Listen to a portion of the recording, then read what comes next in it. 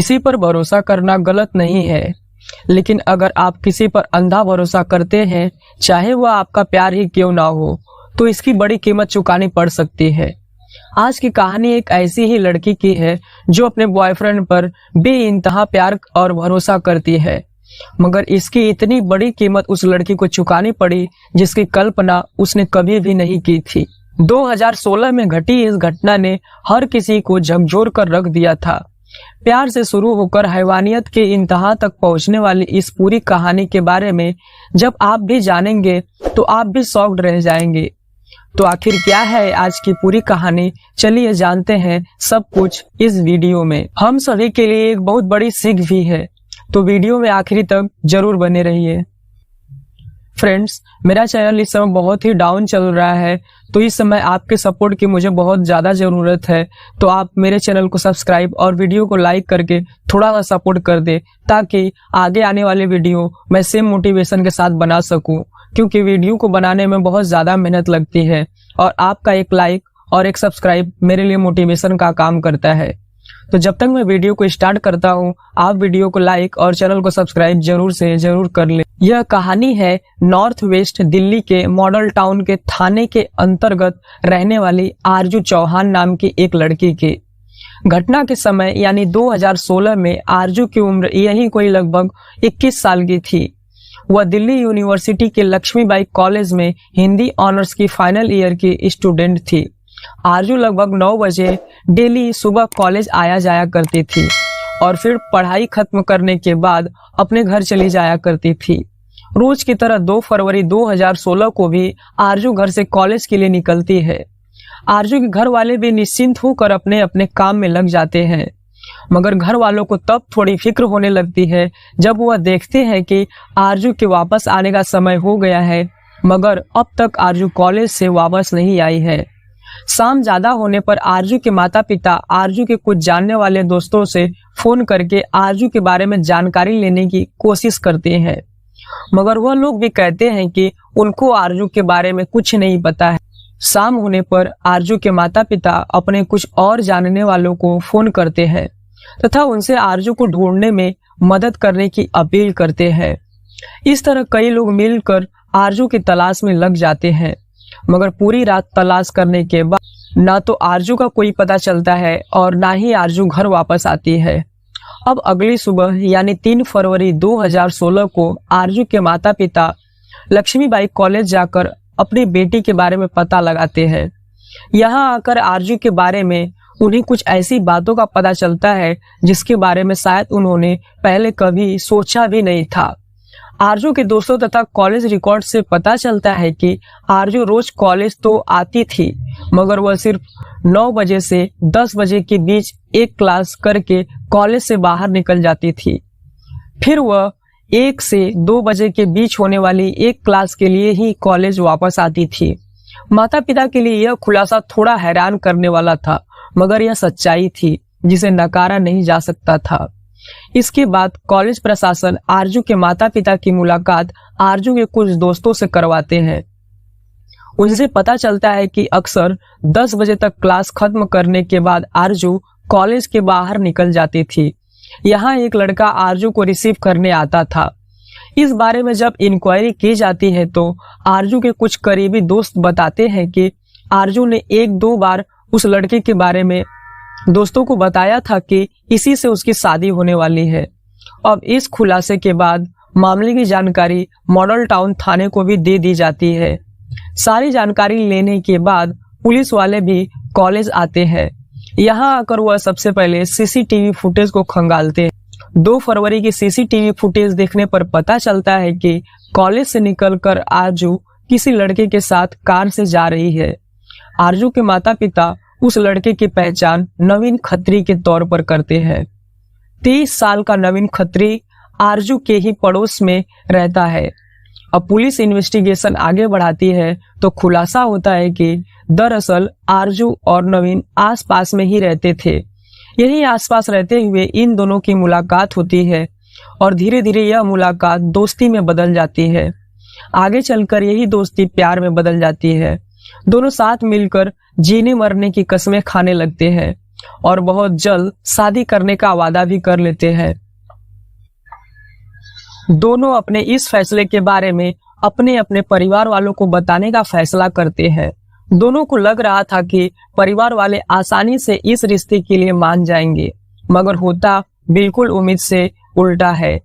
आरजू के परिवार वाले तो थोड़ी सी नाराजगी के बाद इस रिश्ते के लिए मान जाते हैं, मगर नवीन के परिवार वाले इस प्रस्ताव को तुरंत नकार देते हैं। आगे खुलासा होता है कि दरअसल नवीन जाट समुदाय से था, जबकि आरजू राजपूत थी। नवीन के परिवार वाले अपने बेटे के लिए एक जाट लड़की ही चाहते थे, इसलिए वह इस रिश्ते को नकार देते हैं। नवीन के परिवार वाले न सिर्फ इस रिश्ते के लिए मना करते हैं, बल्कि वह नवीन को सख्त हिदायत देते हैं कि वह आज के बाद आरजू से मुलाकात भी नहीं करेगा। नवीन परिवार वालों की बात मान लेता है और आरजू से बातचीत तथा मिलना जुलना बंद कर देता है, मगर ऐसा लंबे समय तक नहीं चल पाता है तथा परिवार वालों की नजरों से छिपकर दोनों मिलना जुलना जारी रखते हैं।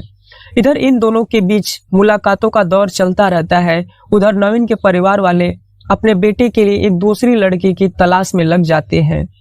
कुछ समय की मेहनत के बाद अपनी पसंद की एक लड़की से नवीन का रिश्ता तय करते हैं। सब कुछ फाइनल होने के बाद तय किया जाता है कि 4 फरवरी 2016 को नवीन की शादी कर दी जाएगी। जांच में सामने आता है कि भले ही नवीन की शादी कहीं और फिक्स हो गई थी, मगर वह फोन के जरिए लगातार आरजू के संपर्क में बना हुआ था। इसके अलावा दोनों एक दूसरे से मिला भी करते थे, इसलिए पुलिस वाले नवीन को ही सस्पेक्ट मानते हुए उसकी तलाश में लग जाते हैं। पुलिस की एक टीम जल्द ही मोबाइल फोन के जरिए नवीन को ट्रेस करने की कोशिश करती है, मगर नवीन का मोबाइल स्विच ऑफ आता है। उसकी आखिरी लोकेशन उसके घर पर ही दिखती है। जब पुलिस वाले घर पर जाते हैं तो पता चलता है कि नवीन की तो 4 फरवरी 2016 को ही शादी हुई है और अब वह नई नवेली दुल्हन को लेकर हनीमून मनाने के लिए देश के बाहर जा रहा है। पुलिस वाले तुरंत पता लगाते हुए एयरपोर्ट पर पहुंच जाते हैं और एयरपोर्ट पर ही नवीन को नई दुल्हन के साथ अपनी हिरासत में ले लेते हैं।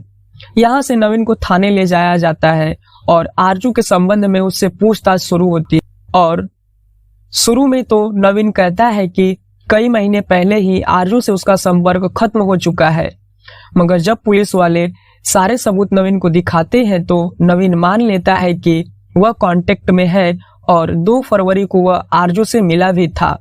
मगर कुछ ही देर बाद रास्ते में वह उसकी कार से उतरकर कहीं और चली गई थी। पुलिस को नवीन की यह बात हजम नहीं होती है। वह अब और सख्ती के साथ उससे पूछताछ शुरू करते हैं। पुलिस वालों की सख्ती के आगे नवीन की सारी चालाकी फेल होने लगती है और वह एक के बाद एक खुलासे करने लगता है, जिसे सुनकर हर किसी के पैरों तले जमीन खिसक जाती है। नवीन बताता है कि वह भी अपने परिवार वालों की मर्जी से उनकी पसंद की लड़की से शादी करना चाहता था, मगर आरजू को यह बात अच्छी नहीं लगती है और वह लगातार नवीन पर शादी करने के लिए दबाव बनाती रहती है। नवीन के मुताबिक वह आरजू के कहने पर ही उससे लगातार मिलता जुलता रहता है। ऐसा होते होते नवीन की शादी का दिन भी करीब आ जाता है। नवीन के मुताबिक जब वह अपने रिश्तेदारों को अपनी शादी का कार्ड बांटने जा रहा था, तभी एक बार फिर से आरजू उससे मिलने के लिए बुलाती है और फिर 2 फरवरी को नवीन के साथ निकल जाती है। नवीन के मुताबिक जब यह दोनों कार्ड बांटने रास्ते में आगे बढ़ ही रहे होते हैं, तभी कार के अंदर ही शादी की बात को लेकर आरजू तथा नवीन में तेज बहस होने लगती है। इसी बहस के बीच नवीन आरजू के गले में लटक रहा दुपट्टा पकड़ लेता है और वह तब तक उस दुपट्टे को खींच कर रखता है जब तक कि आरजू का शरीर ठंडा नहीं पड़ जाता है। नवीन के मुताबिक आरजू की हत्या करने के बाद उसे समझ ही नहीं आता है कि लाश को कहाँ ठिकाने लगाया जाए, इसलिए वह थोड़ी देर पर वही खड़े रहता है। फिर कुछ सोचने के बाद वह लाश को कार में ही रखकर सुनसान इलाके में चला जाता है तथा वह लाश को जलाने की कोशिश करता है, मगर लाश जब आसानी से नहीं जल पाती तो उसे पकड़े जाने का डर सताने लगता है और एक बार फिर से वह लाश को अपनी कार के पिछले हिस्से में रख लेता है। पकड़े जाने की डर से वह आरजू की लाश को कार में ही रखकर कार्ड बांटने निकल जाता है और अपने कुछ रिश्तेदारों के यहाँ कार्ड देकर एक बार फिर से लाश को ठिकाने लगाने की जुगाड़ में लग जाता है। पुलिस की पूछताछ में किए गए खुलासे के मुताबिक जब नवीन को लाश ठिकाने लगाने का कोई आइडिया नजर नहीं आता है तो वह तय करता है कि वह अपने 4 मंजिला घर में ही आरजू की लाश को छिपाएगा। प्लान के मुताबिक नवीन ऐसा ही करता है और वह रात भर इधर उधर समय काटने के बाद सुबह के लगभग 5 बजे अपने घर पर पहुंचता है। क्योंकि आरजू की लाश भारी थी, इस कारण वह अकेले लाश को उठाकर घर में ले जाने में सफल नहीं हो पाता है। इसलिए वह कुछ पैसे देकर पास में ही एक कबाड़ी का काम करने वाले लड़के को मदद के लिए बुलाता है और उसकी मदद से लाश को इस कमरे में लाकर वेंटिलेशन शॉफ्ट पर छुपा कर रख देता है, जिस कमरे में वह शादी के बाद अपनी नई नवेली दुल्हन के साथ रहने वाला था। इस तरह 3 फरवरी की सुबह सुबह नवीन लाश को कमरे में छुपा देता है और इसकी भनक किसी को ना लगे इसलिए वह पूरे परफ्यूम छिड़कता रहता है। नवीन तो अपना गुनाह छिपाने के लिए परफ्यूम छिड़क रहा था, मगर घर वालों को लगता है कि वह अपनी शादी की खुशी में लगातार घर में खुशबू फैला रहा है। इधर आरजू की लाश घर में पड़ी हुई थी और उधर प्लान के मुताबिक ही 4 फरवरी को नवीन अपने घर वालों की पसंद की लड़की से शादी कर लेता है और अपनी नई दुल्हन को इस कमरे में लेकर आता है जहां सॉफ्ट पर आरजू की लाश रखी हुई थी। नवीन के खुलासे के बाद हर कोई हैरान रह जाता है और फिर उसकी निशानदेही पर पुलिस वाले घर में छापेमारी करके आरजू की लाश बरामद कर लेते हैं। इस घर से लगभग 100 से ज्यादा परफ्यूम तथा रूम फ्रेशनर की बोतल भी बरामद की जाती है। यह सभी बोतल पिछले 2-3 दिनों में ही घर में लाश की बदबू को छिपाने के लिए इस्तेमाल की गई थी।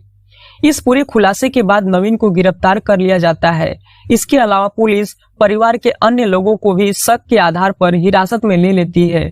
इधर नवीन का पिता राजकुमार पुलिस की पकड़ से लापता हो जाता है। जांच में यह बात भी सामने आती है कि नवीन का पिता राजकुमार एक हत्या के केस में 2005 से ही तिहाड़ जेल में बंद था तथा वह 2 दिन पहले ही अपने बेटे की शादी में जेल से बाहर आया था। पिता के अलावा इस पूरे मामले में नवीन के भाई जीजा समेत कई लोगों को आरोपी बनाते हुए हिरासत में लिया जाता है तथा मामले की बेहतर जांच के लिए इस केस को क्राइम ब्रांच को भी ट्रांसफर कर दिया जाता है।